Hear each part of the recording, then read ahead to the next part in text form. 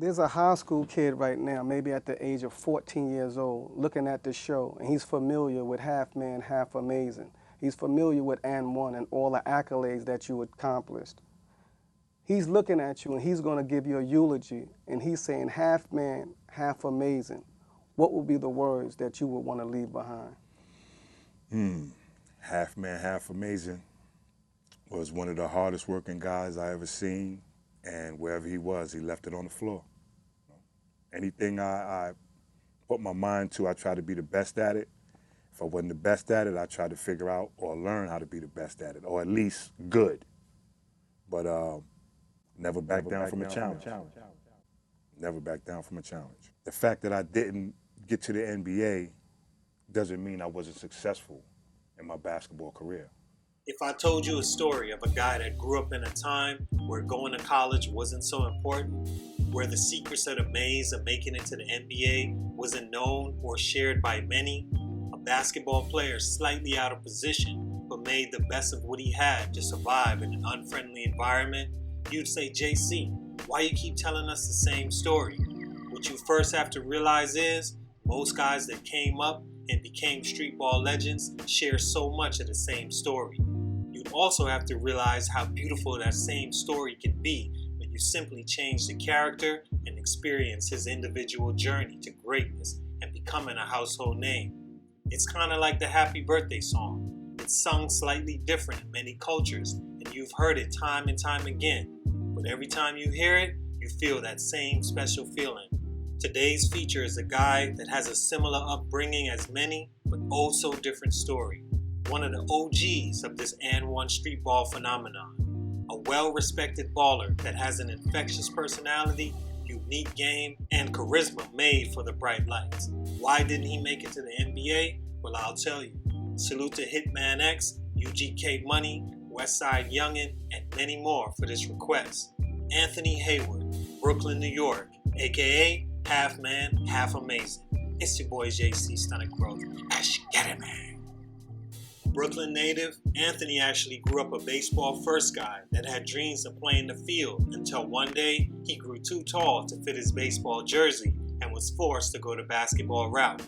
While walking by a park on a sunny New York day, standing 6'2", while everyone else his age was about 5'8", a friend stopped Anthony and asked, "Yo, you hoop?" "Nah," Hayward replied. The friend then said, "Nigga, your tall ass is bugging. Roll with me. We headed to the park. You can run with us." And from there, a street ball legend was born.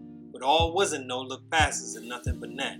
By his own account, Anthony was trash in high school, to put it frankly, an admitted late bloomer. He would play 2 unimpressive years with the expectations of then moving on to the workforce with the rest of the Brooklyn folk. But the basketball gods had other plans. Stunt number 1, no plan for the future, is a plan for no future. Unless you're as lucky as a young Hayward.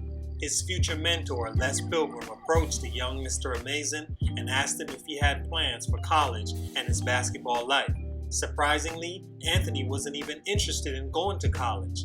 Now, this may seem to be a huge shock to you hearing this in 2019, but trust me, man, in his era, the 70s, 80s, 90s, guys just, 1, didn't know how to turn their dreams into reality, the college route, and 2, had so many other things going on around them while they were outside. In today's world, kids are glued to smartphones, people in general. I like to call them smart dumb phones because it literally has you lost to the world. You would walk right off a cliff if the right person sends you a DM. But one positive of social media today is that it has kids really thinking about their future because they all want that blue check. They all want to be sitting on top of their Benz truck on IG like John Wall, or dropping albums and playing in the league like Dame Dollar, while everyone watches closely. And so many young ballers are paying attention to how to get there. They also have so many more examples to follow. Half Man didn't even have half that. So his answer to Les was simple. Nope, wasn't even interested. Pilgrim offered him a chance to go to a Division III school, Pratt Institute, which he accepted. Went on to star there, and that propelled him to a solid overseas and semi-pro career. Had he been more serious earlier with a plan for his future, who knows what could have happened. Stunt number 2, hard work, skill, plus perfect timing.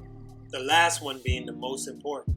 There's many examples of basketball players that were good enough that simply missed their opportune window and it led them down the road they are.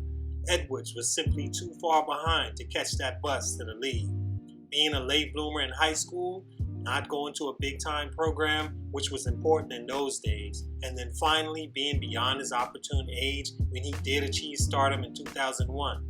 Hayward joined on to start the N1 mixtape tours with Main Event, but was by then an aged veteran that traveled the world overseas hooping. This put him in a position where he just didn't have a real shot at it.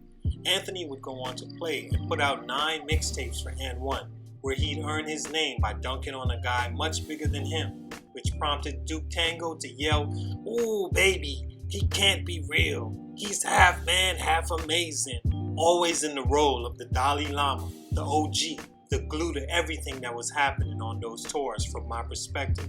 He never seemed to be caught up in the drama on those shows and was just solid. He also had game. He could shoot, block shots, dunk on people, and brought all the intangibles needed to make the N1 engine run as smooth as possible.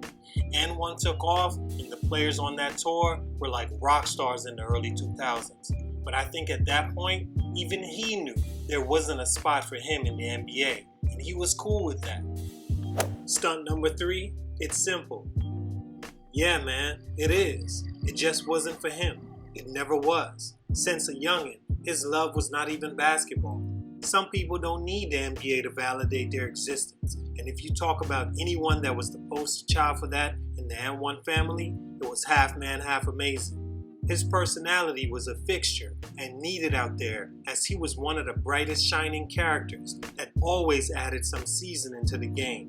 Also a real professional that played all over the world and never once been sent home or had off-court dramas that cost him his opportunities. A real basketball role model if you ask me. But in life, that's how the game works. A lot of us will never play in the NBA, never star in the NCAA, and never go on to make classic basketball footage like those N1 mixtapes. But when you make the Stunted Growth screen and JC has nothing but respect for your game, trust me, nigga, you made it. Love you, half man. Thanks for everything, bro. It's your boy JC Stunted Growth, and I'm out.